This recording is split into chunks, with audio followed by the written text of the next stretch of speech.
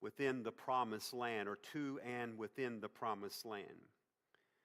Great battles were fought and won, giving place to the Israelites. However, the tribes still needed to seize their possession. These many nations were weakened by lost battles. Kings were executed, morale melted, but the Canaanites and their fortifications still remained in large degree there in the promised land. Joshua was aged, and really he had completed the mission that God had given him. He was to bring Israel into the Canaan land and give them a place, and then divide the land, this promised land, amongst them so that they could go about and seize their possession. At this point enters, we see verse number 6, the tribe of Judah, led by an aged comrade to Joshua. His name is Caleb. You'll remember Caleb. Caleb was one of the 12 spies that were chosen. We read about in Numbers chapter 13, and this was some 45 years prior. An exercise that led to failure and judgment of God, but it was not because of Caleb, nor was it because of Joshua. You will remember that Caleb and Joshua both withstood the people and pleaded and begged for them to consider God as opposed to rebel against His commandment. Yet, this exercise gave credibility to human reasoning and fear to faith, and the result was a life-altering event for all the people of Israel. Much water was under the bridge, and really it's only history now. Wasn't current affairs, this idea of a mountain that he is going to speak about. And yet we find that though many things had altered in the life of the children of Israel, something had not changed in the life of Caleb. He had not lost his focus. Circumstances were different, but yet his goals were still the same. We find that much time had slipped away, but his memory had not. He still had the same focus that he had 45 years prior. And Caleb stands before Joshua, who was the God-ordained leader of Israel, and he declares unto him, I want that mountain. Caleb was claiming a mountain that was promised to him 45 years prior. I want that mountain. An old-timer making an issue of that which was no longer an issue. I want that mountain. And as I was reading over this and studying it some months back, I just could not get away from the fact, why did it matter to him? Why does it matter that he has this mountain? Why does it matter to him that now for these four plus decades that he's still holding on, if you will, to the same focus, the same memory, the same, if you will, calling that he has, this mountain? I want that mountain. Was making a very specific and bold claim unto Joshua. The claim was something that he believed to be personal, something that God has specifically given unto him, this mountain. I want that mountain. Look, if you will, back in Numbers chapter 13, please. Numbers 13. We're not going to turn much in Scriptures tonight, but we do need to look at a couple different places. Numbers chapter 13. Numbers chapter 13 would take us back to 45 years prior. Numbers 13 would take us back to the events, these life-altering events, if you will, which resulted in the children of Israel not going into the promised land, but going to the wilderness and wandering for 40 years. We're in Numbers chapter 13. Are you there? Say amen.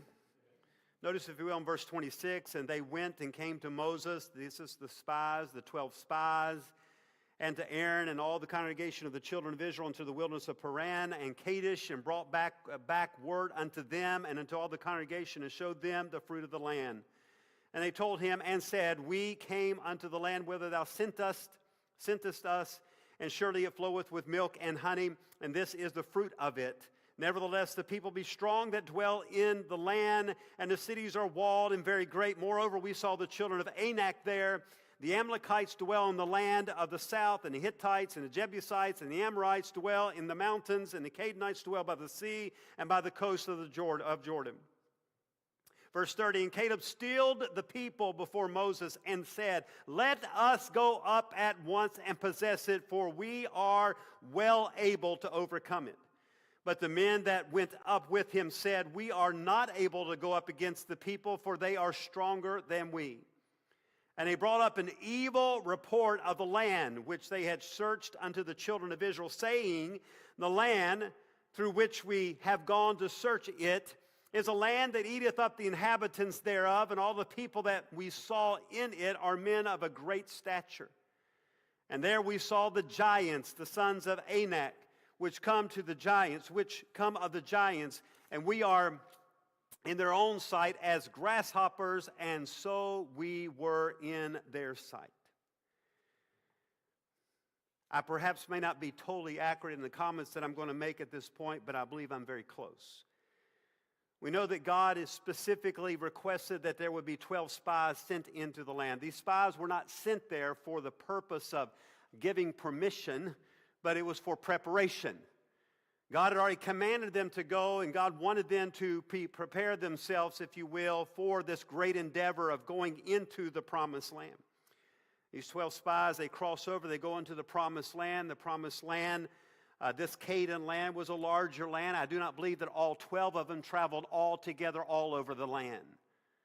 I think what's more likely is that they divided up and split up, that it was perhaps they went by twos, or maybe they went by threes, or went by fours, and they split up. One went north, south, east, west, etc., something of that sort. No matter how they went out, it seems apparent that Caleb was specifically given the area of Hebron that he was to spy it out. Hebron would be the city that was located on the mountain which he later requests. It was at Hebron where the giants were at, the people of Anak. It was Hebron in turn that was the place that seemingly was the place of where they derived that they were as grasshoppers in the fortified cities. Much of the evil report that is mentioned here seemingly has come from Hebron. Hebron at this point was a newer city, and it was a great city, and we already know these were great people. It was from Hebron, the children of Anak, where Goliath came from. And so I want you to imagine, if you will, at some point they in turn plan together back. They come back together. They cross back over. They come into Israel, and now they're going to make their report. They talked amongst themselves, and they shared their experiences, and then they shared the experiences to Moses, and they shared it to Aaron. Again, I'm not certain that everything I'm saying is accurate. It's subjective. But in turn, we know they went in the land and spied it. We know that in turn Hebron is a city, and the children of Anak are there. We know that. And we also know that there's something very unique or very, very special between the relationship of Caleb and the city of Hebron and this mountain in which he claimed. No matter how you read this story, it's pretty evident that this mountain in turn brought much out of the people. It brought out fear. They were afraid of death. They had much fear concerning that, afraid of failure. They were afraid they would not be sustained. They were afraid they would not be happy. It created much division. That mountain's what caused it. They were divided amongst themselves, divided with God, divided with Moses, divided between Caleb and Joshua as well. And it resulted in them wandering in the wilderness for many years. This mountain not only brought out fear and division, but also brought out a spirit of rebellion amongst them. And I want to emphasize, it's not that there wasn't other people and other things, but whatever was about that mountain in turn, it triggered something within those people. And now they, in turn, have rebelled even against the very commandment that God had given to them to go into the land. This mountain, I believe, represented the heart of the problem amongst the people. A heart that Caleb did not possess, a heart that Joshua did not possess, because Caleb, we know, had a different heart. And if you did not catch this, it mentions here in our passage, Joshua chapter 14, that Caleb was a man that wholly followed the Lord. Caleb trusted God then. 45 years later, he trusts God on this day as well. Caleb was obedient then. 45 years later, he's obedient to God on this day as well. Because Caleb wholly followed the Lord, W-H-O-L-L-Y, wholly followed the Lord, he was not going to let this go undone. God wanted that mountain then, and he wanted it to be known that he still made it a priority to give the mountain to him as commanded. For Caleb, it was a calling. For Caleb, he was determined to conquer it. For Caleb, it was something that he wanted to complete before he died. I want that mountain. But I invite you to remember that Caleb's life was plagued by the fears and the failures of all the other people. He wandered in the wilderness for 40 years because of the fears and the failures of all the other people. But he did not give up on this mountain. He wanted it, and he was determined to conquer it. Clearly, you see there's a single focus in this man's life, and perhaps that's a sign of his greatness, that he was very much focused on this one thing that he held for decades. I want that mountain. He lived for one thing, and that one thing could be summed as this: he wholly followed God. And how could he if he did not claim that mountain? Because he wholly followed God, therefore he had to conquer that mountain. This idea of holy, W-H-O-L-L-Y, certainly refers to a period of time. Some duration is involved in that. It wasn't a part-time spirit or commitment or devotion on the part of Caleb, but this was something that seemingly spread over many years and decades in his life. Caleb followed God when he was a young man, wholly, W-H-O-L-L-Y. And our text says that he still was following the Lord with great zeal when he was an older man at 85 years old. In contrast to many of us who are very much zealous for God when we're younger, but in our latter years we seem to justify. We take on this cultural concept of even retiring, not only from work and careers, but retiring from God. This idea of holy, W-H-O-L-L-Y, not only refers to a period of time or if you will, a duration, but it has something to do with whom he followed and whom he forsook. There was many people that he deserted, if you will, because he decided to wholly follow God. Caleb was one of the 12 spies, and I've often wondered that if Joshua would have stood if Caleb had not stood. Caleb was certainly the one that was leading, and Joshua was one that following. And Caleb, he put himself in a position, and you read in Numbers chapter number 14, that he had so angered the people that they picked up rocks and at some point were even desirous to kill him because he wholly followed the Lord.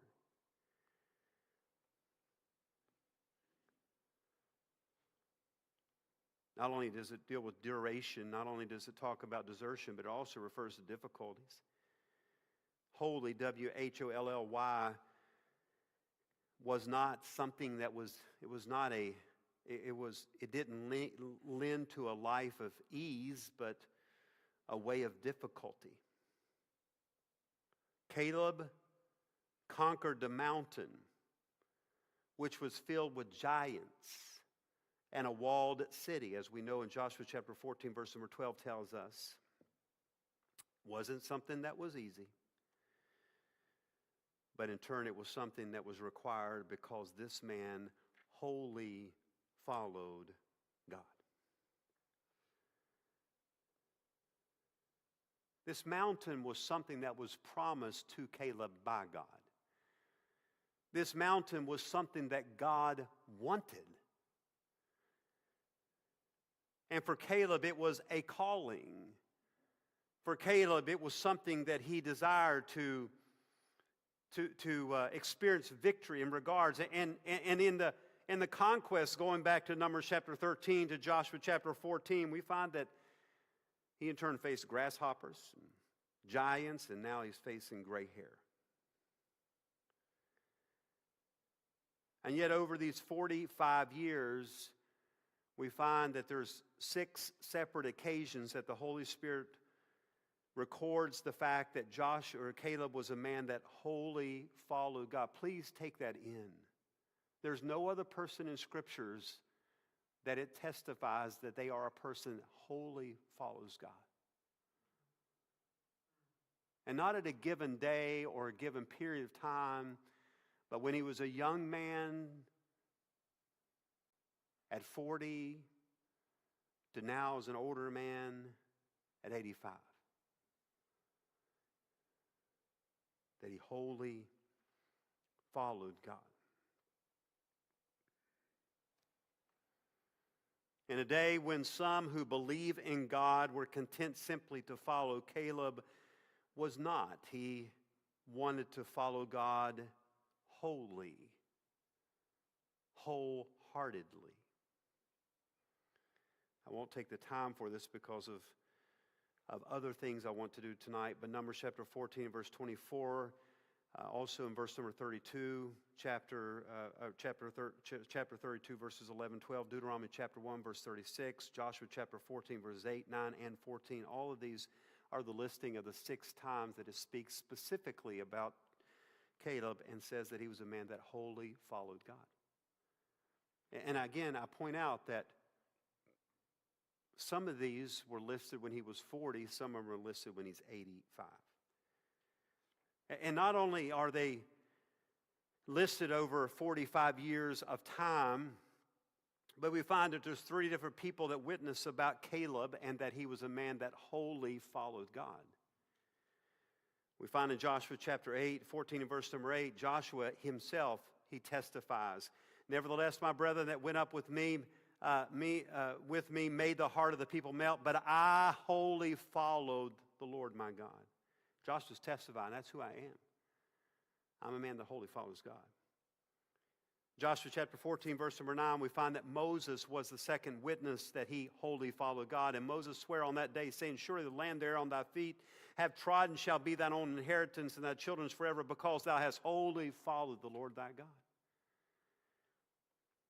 But if you look backwards in Numbers chapter 14, verse number 24, not only did Caleb testify that he wholly follows God, not only did Moses testify that he wholly follows God, but we find in Numbers chapter 14 and verse number 24, "But my servant Caleb, because he had another spirit with him and hath followed me fully, him will I bring into the land, wholly, whereunto he went, and his seed shall possess it." In this given scriptures, we see that God testifies that Caleb was a man that wholly follows God. It testifies by Caleb, by Moses, but also by God. Obviously, we are at this point of the message, and we understand that Caleb wholly followed God. That's well spoken, well documented, but it begs to reason, what does it mean to wholly follow God? What does that look like? What does that imply? I mean, what does that mean if a person wholly follows God?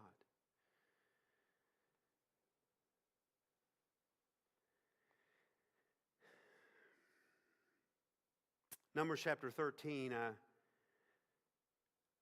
as I think about describing what it means to wholly follow God, it perhaps is we should start first with describing the people who did not wholly follow God.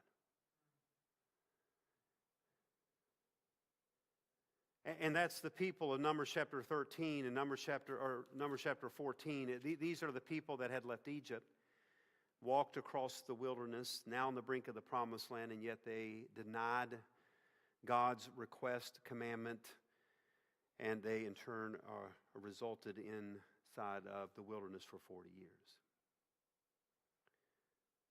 But I think it's important for us to understand this about these people first.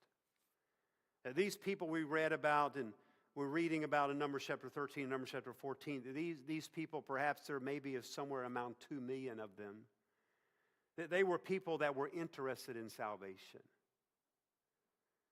The reason they are where they are in Numbers chapter 13 is because they obeyed and they killed the lamb without spot and blemish, and they took the blood and applied it over the doorpost, thereby satisfying, if you will, with the requirement of the death angel. And we understand all that represents salvation.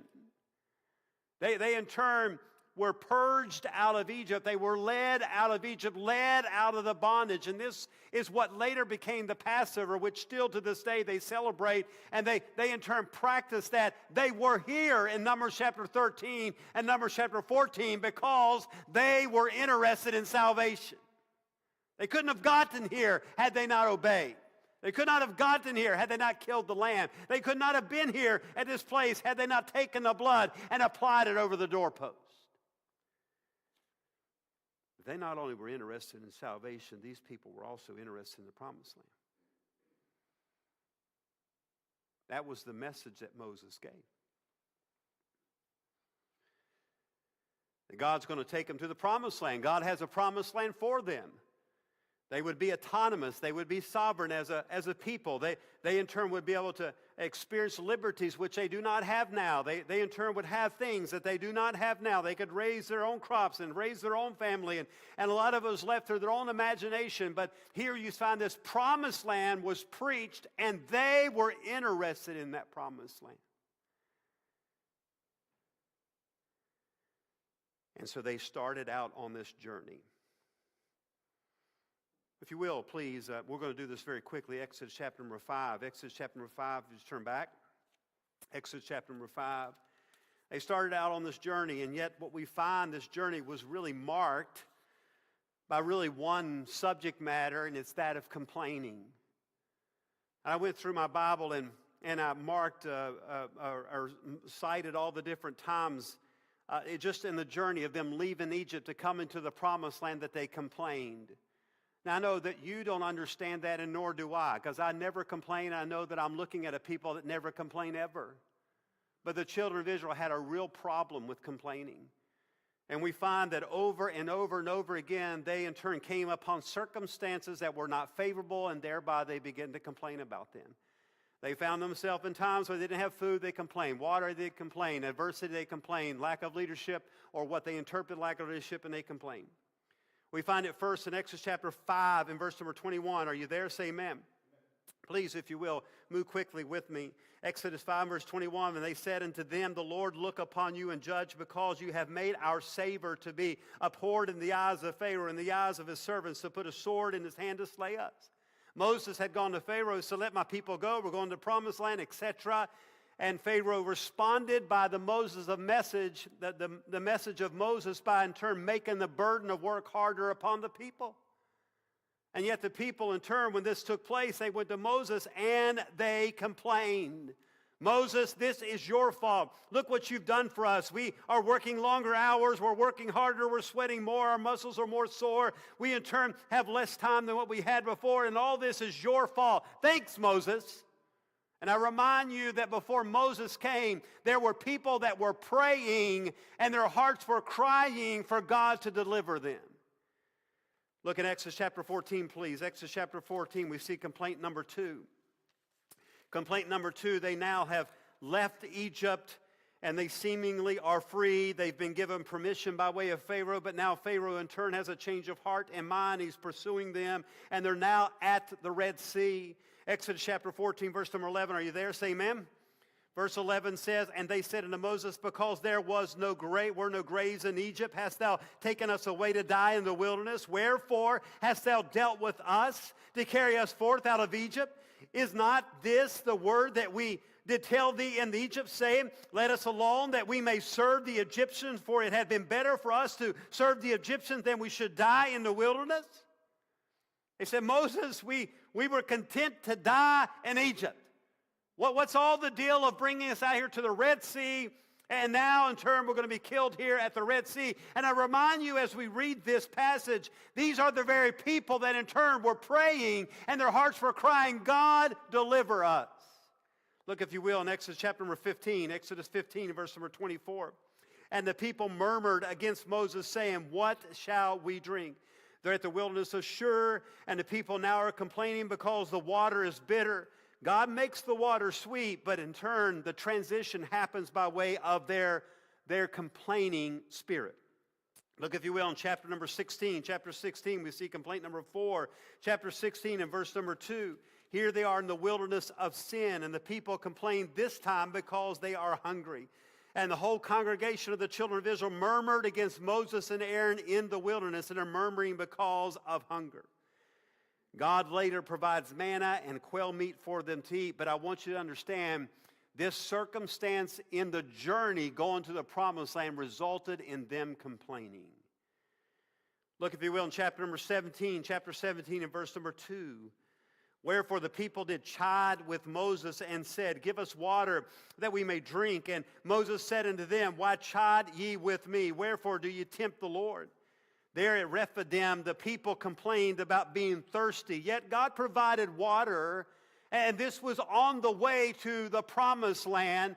And now on the way to the promised land, the very people that said, God deliver us, their hearts that cry for deliverance, they're now saying, what in the world?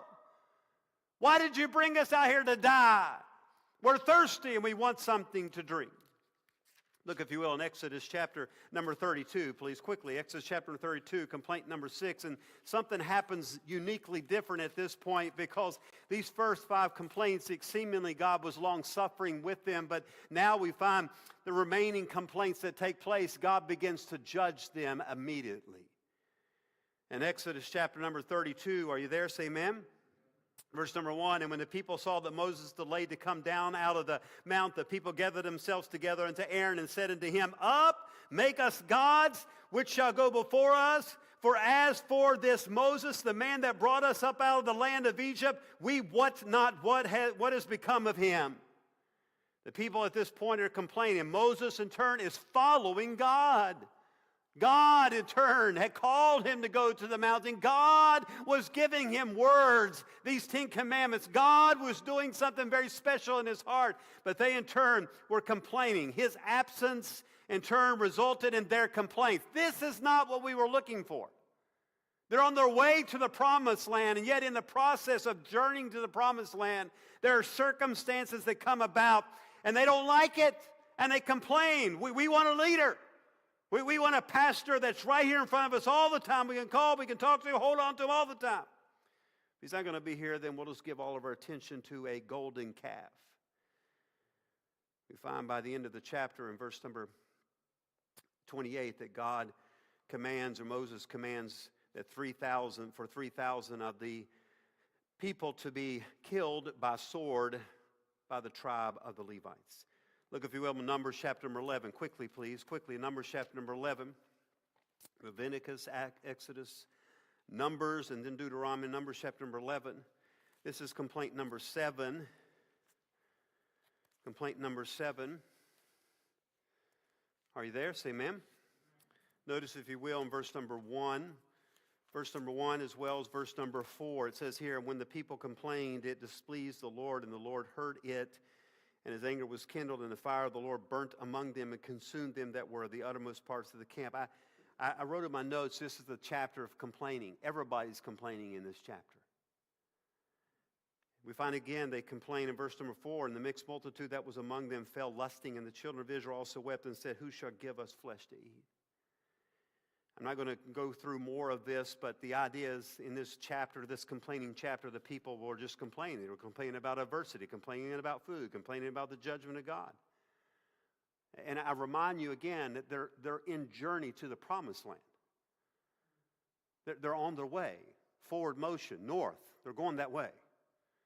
Yet as they're walking toward the promised land, these circumstances come about, this is not something they really factored in that journey, and they now are complaining. This is the people. These are the people that pray, God, deliver us. Their hearts were broken and crying unto God for deliverance.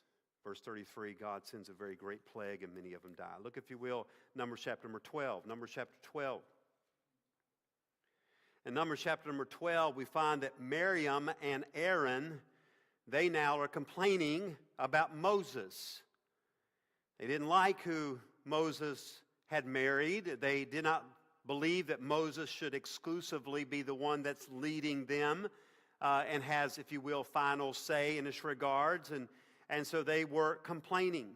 Verse number 1, and Miriam and Aaron spake against Moses because of the Ethiopian woman whom he had married, for he had married an Ethiopian woman.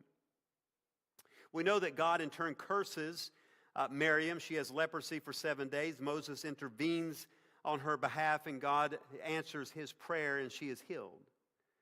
But yet I want you to understand that they're on the way to the promised land. This is not something they wanted, they expected, they were planning on. It had nothing to do with anything that was a part of that, and yet it happened, and now they are complaining. This is the people that prayed, God deliver us, the people whose heart was seeking for deliverance. Numbers chapter 14, please. Numbers chapter 14. This is number 9. Number 9 in Numbers chapter 14, verses 1 and 2. And all the congregation lifted up their voice and cried, and the people wept that night. And the children of Israel murmured against Moses and against Aaron, and the whole congregation said unto them, Would God that we had died in the land of Egypt, or would God we had died in the wilderness? We know this obviously is after the 12 spies had returned, and now they are receiving the report. It's way too difficult to go in the promised land. It's way too dangerous to go in the promised land. There's no possibility of success if we go in the promised land. We will die if we go in the promised land. And now verses 1, verse number 2, they lift up their voice and complain to, if you will, Moses and to Aaron. And they in turn are very, very upset and said, we just wish we would have died in Egypt instead. And then lastly, I want you to see in chapter 14, verse number 10. But all the congregation stoned them with stones, and the glory of the Lord appeared in the tabernacle of the congregation before all the children of Israel. And here we see it. I'm just summing it up. The people had complained to the point that they wanted to kill Moses. They wanted to kill Caleb, if you will. They wanted to kill them, these 10 spies and the people. And God plagued them instantly, we find in verse number 37. And he pronounced that all the men who were 20 years old and upward, that they would die, except for Joshua and Caleb and obviously Moses. And I would think also perhaps the men of the Levite tribe, that they would die in the wilderness, and God pronounced this judgment. And we've went through all these complaints, and what we see is that their complaints certainly were very much revealing what was in their heart. These complaints in turn was showing, it was demonstrating some activity that was taking place within their motives. They were disappointed. They had lost hope. They experienced emotions of anger and even rage to where they wanted to kill. And what are they doing? They're marching to the promised land. And I remind you that these people are interested in salvation. And these people are interested in the promised land. Yet what a terrible journey this has been for them. Walking to the promised land, there has resulted in many of them dying because of the judgment of God. It resulted in a lot of frustrations on their part. The complaining, the aggravation, the contention, the turmoil, the broken relationships, and all of this that took place going to the promised land, and then to go back into the wilderness to where they eventually died.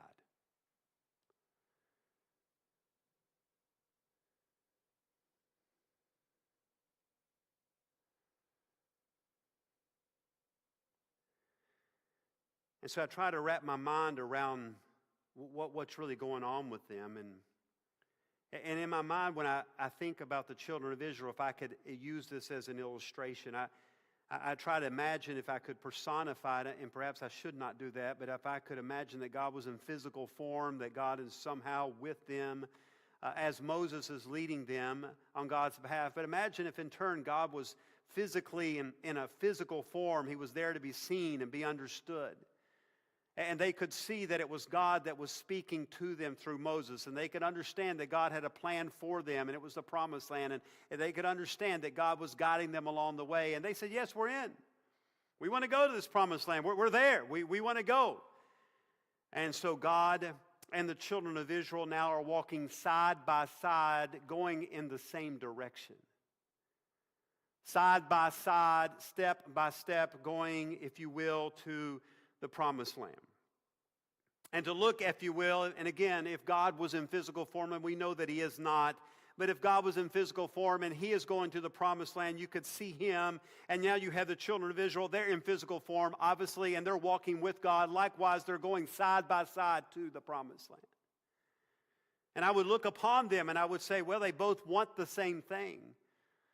They're both interested in salvation. They're both interested in the promised land, this Canaan land. They're both interested in this and are walking side by side along the way. However, as they're walking along the way, there's circumstances, there's things that happen along the way. Like, for instance, there's no water, there's no food, there's adversity. Their leader just happens to not be here. They don't like what the leader has done. And all of these different circumstances that happen don't change God at all, because God in turn, we know where He's going, what He's doing, what He desires, and what He wants. But it sure showed something that was inside the heart of those people. If I could say it this way, they were very excited. They had their satchels all packed, and they're marching to the promised land. They had some little chant along the way, going to the promised land, and they're singing this, and very quickly they come to the Red Sea. What? What are we doing here? If we're going to die here, we should have just died in Egypt. I don't understand what this is. I didn't sign up for this. God delivers them, and quickly on the other side of the Red Sea, they quickly forget what God had done, only to find that there is only bitter water. And they begin to complain again. Then it's the food, then it's the adversity, then it's God's judgment, and then it's water again, and then it's the hard work, and it's death, etc., etc., etc. And yet I want you to understand that God and these people are walking to the same direction. They're both going to the promised land. And it seems as though on the appearance that they both want the same thing. They're both going the same direction. But all these circumstances along the way seem to be giving us, if you will, some type of picture of what is really inside of their heart. Perhaps one would say that all of that complaining was revealing that they were not truly surrendered to God. They wanted to go to the promised land. They were interested in salvation, and they in turn were walking this journey with God, going to this location where God had willed for them to go. And yet, along the way, we find all these things happening which bring out, if you will, this unsurrendered spirit and all this complaining and that's taking place and all of this. And it becomes very clear that somehow in the midst of all of this, that their will is so intertangled with God's will that even they can't see the difference. And now we read in Numbers 13, the spies return and they give the report. Yes, it is a land of milk and honey, but there's a mountain there, and there's giants there, and fortified cities, and boy, I tell you, it's a land that consumes the people.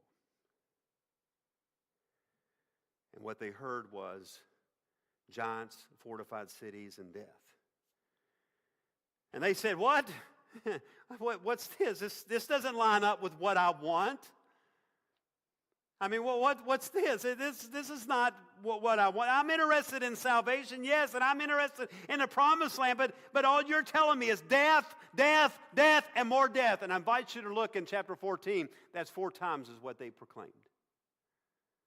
You're giving us this report, and what does it mean? Death, death, death, death, and more death.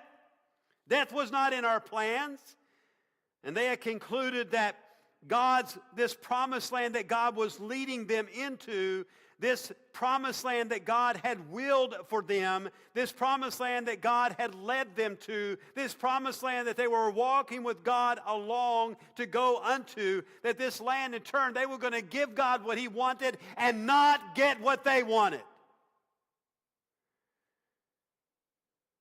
Please don't miss this. Verse number 4 of chapter 14. And they said one to another, let us make a captain and let us return unto Egypt. Did you see that? They didn't do that at the Red Sea. They didn't do that with the bitter water. They didn't do that over manna or the lack of food and then later over manna. They didn't do it over the judgment of God. They didn't do it over the golden calf. They didn't do it when Moses went up the mountain. They didn't do it over Moses marrying the Ethiopian woman.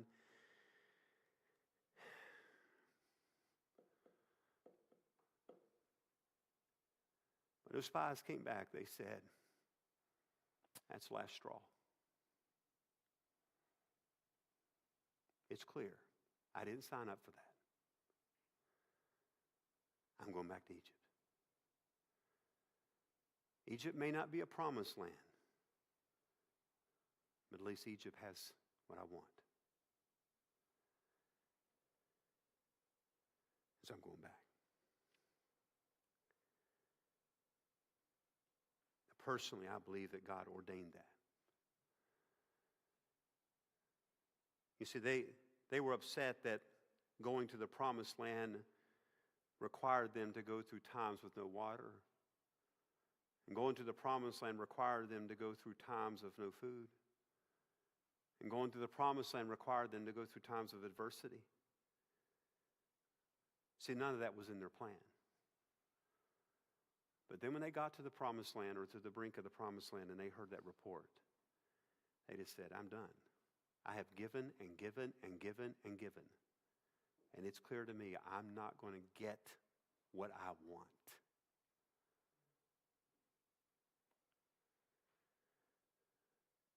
And so we're going back to bondage. We're going back to the place that God has brought us out of. At least there the conditions are acceptable for me. Remind you, they were the ones praying for deliverance.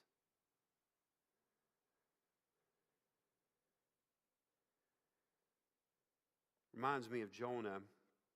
If you're taking notes, you can scribble this down. Jonah chapter 1, verse number 12. Jonah, he was upset at the will of God. And he said he wanted to die. Just throw me overboard. Jonah chapter 4, verses 1, 2, and 3, we find that Jonah was upset over the work of God. And he said, I want to die. Just take my life. In Jonah chapter 4 and verse number 8, he was upset at the way of God. And there he said again, I just want to die. Very true. Jonah, he needed to die. Jesus said this to his disciples in Luke chapter 14, if any man come to me and hate not his father and mother and wife and children and brethren and sisters, yea, and his own life also, he cannot be my disciple. And whosoever doth not bear his cross and come after me cannot be my disciple. And what we've now seen is a picture of, if you will, a contrast of someone who does not wholly follow God.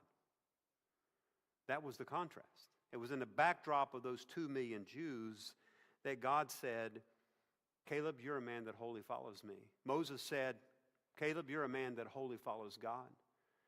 And that Caleb had the assurance that he was a man that wholly followed God. As he attempted to sway the people, as he remained single focused on what God had commanded and what God wanted, he in turn did not lose sight. Now 45 years later, he had not lost sight of this. He still wanted that mountain for God. And he still was planning on giving that mountain to God. It didn't matter if he lived. Please catch this. It didn't matter if he lived or died. He wanted God to have that mountain. Didn't matter if he had water. Didn't matter if he had drink. Didn't matter if he had food, just as long as God gets what he wants. Didn't matter what he ate, how he ate, when he ate, or if he ate at all. Didn't matter at all. You see, when you go along and read from Exodus chapter number 5 up to the brink of the promised land, it wasn't Caleb that was complaining. Caleb wasn't complaining about the Red Sea and about the bitter water. He wasn't complaining that Moses was up in the mountain. That wasn't him. Because Caleb was a man that wholly followed God. Caleb, it didn't matter to him whether or not he had water, or he had food, or if he had food, enough food, or what kind of food that he ate.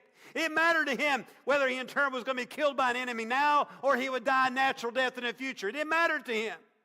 It didn't matter if he had prosperity or not. It didn't matter if he in turn fought giants and thereby he died. It didn't matter if he didn't fight giants. Nothing of that mattered to him. He just wanted God to have what God wanted. Their problems was food. Their problems was protection. Their problem was lack of drink. Their problem was leadership. They didn't like the leadership at times. And they just couldn't see how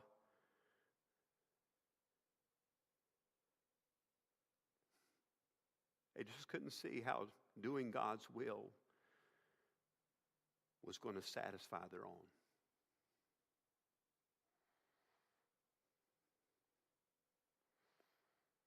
I ordered a book. I have it. I have not read it.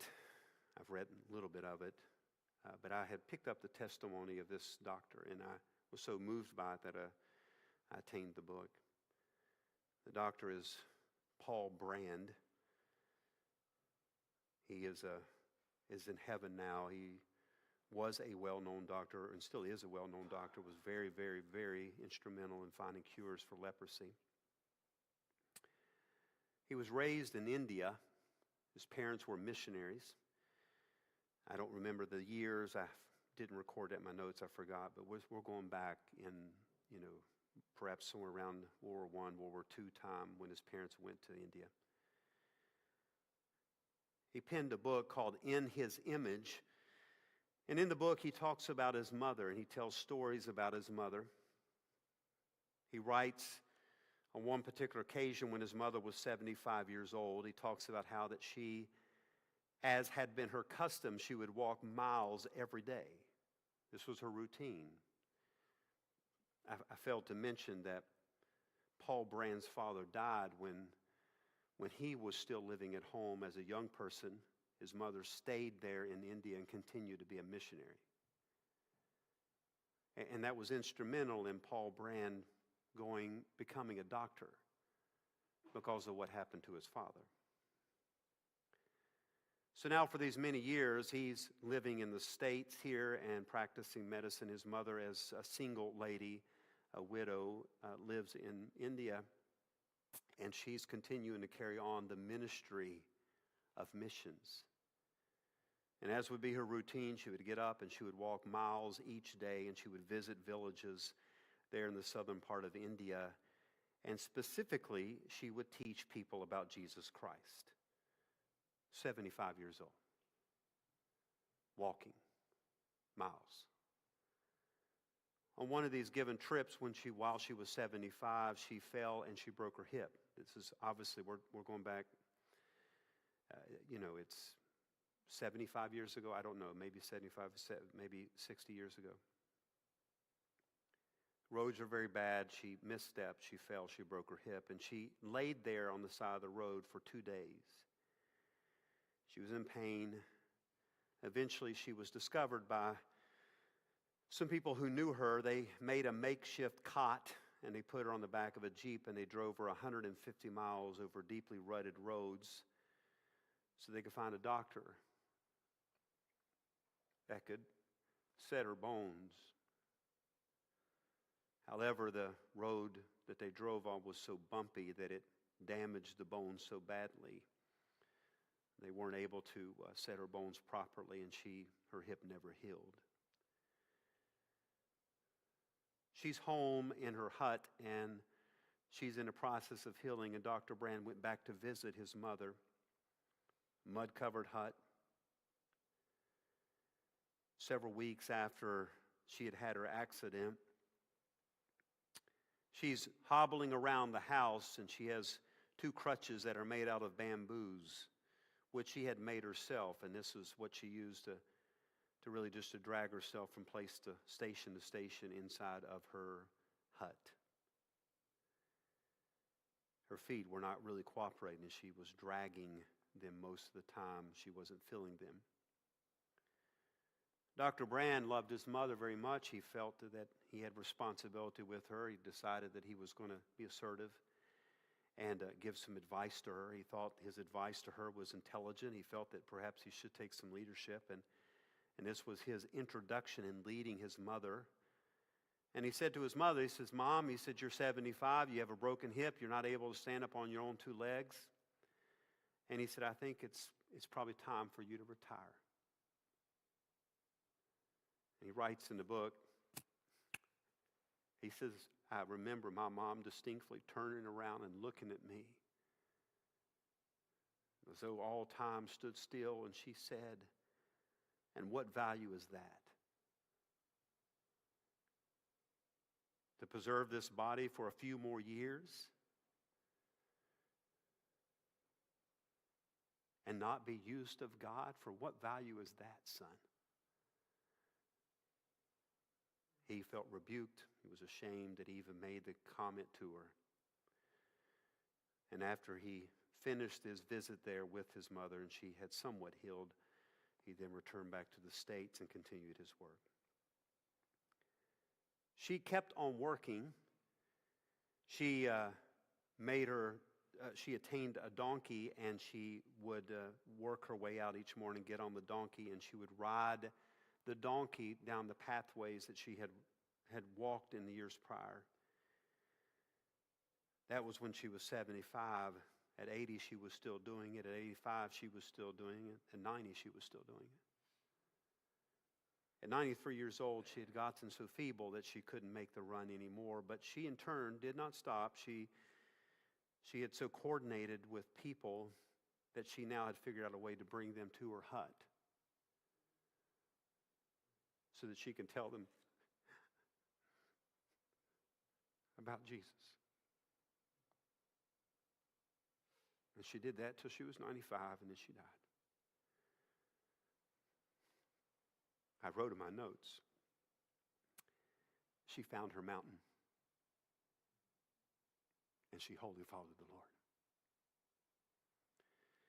Father, thank you. I feel, Lord, that we are so far, so distant from your heart, and we don't even understand it.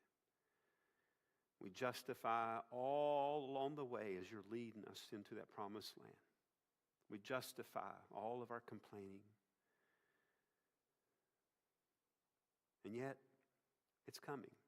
There's a day coming that we will, just like the children of Israel, you weren't going to allow them to go into the promised land that way.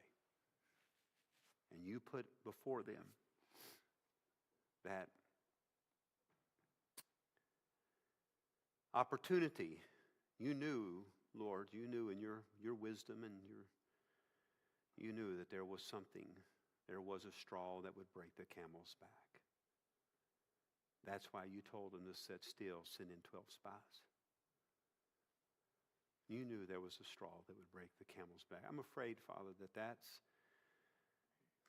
is who we are. Well, Lord, as I read about this lady, Mrs. Brand, I pray that we could find our mountain and we could wholly follow. Whether we have food or not, water or not, whether we like the leadership or not, whether we in turn are facing adversity or not, doesn't matter. As long as you get what you want, may that be our heart.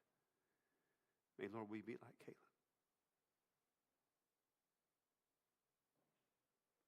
We love you, Father.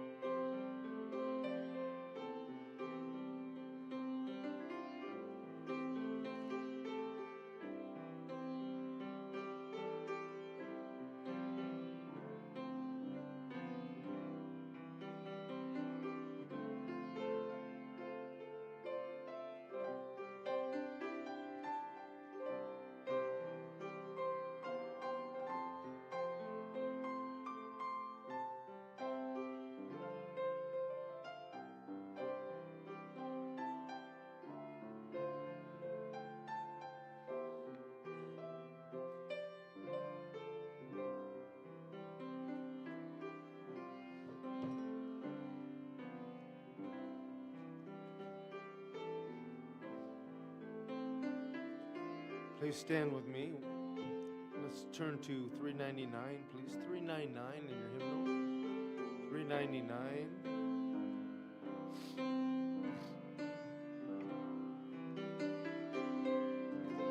I have decided to follow Jesus. I have decided to follow Jesus. I have decided to follow Jesus. No turning back, no turning back. The world behind me, the cross before me. The world behind me, the cross before me. The world behind me, the cross before me. No turning back, turning back. Though none go with me, still I will follow. Though none go with me, still I will follow. Though none go with me, still I will follow.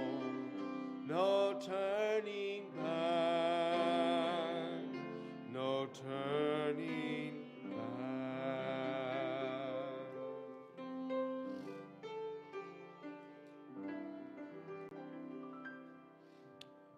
Elijah, would you come close us in prayer tonight, please? One more night, tomorrow night, 6:45. Invite somebody to come. Make sure that you have prayed and you come ready for what God has for us tomorrow night, and that you won't miss it. You won't miss it. Okay? You come close us in prayer. Stay around and fellowship with us a little bit. And once again, thanks for coming tonight. All right, let's pray. Dear Heavenly Father, we just want to thank you so much for the opportunity we've had to meet this week, Lord. Not only just meet with each other, but to meet with you as well. Lord, I thank you for the messages that we've heard and, Lord, the truths that have been given. I know that has helped me a lot. I definitely plan on having to go back and listen to them, Lord, just to fully get what you would have us to hear. Dear Lord, I do thank you for tonight. I pray that you would please help us to find whatever that mountain is that you would have us, Lord, to have and that you want to have, that we would claim that, Lord, whatever it is that your will is for our life, that we would wholly follow you, and that we wouldn't hold back partially, but that we would fully follow you, Lord. Just praise you for being so good to us, for never leaving us, and for all of the grace that you've extended towards us. I pray you'll bless this evening and this time of fellowship together. We thank you so much for all you've done. Give us safety as we head home as well. And thank you for the food we're about to eat. In Jesus' name, amen.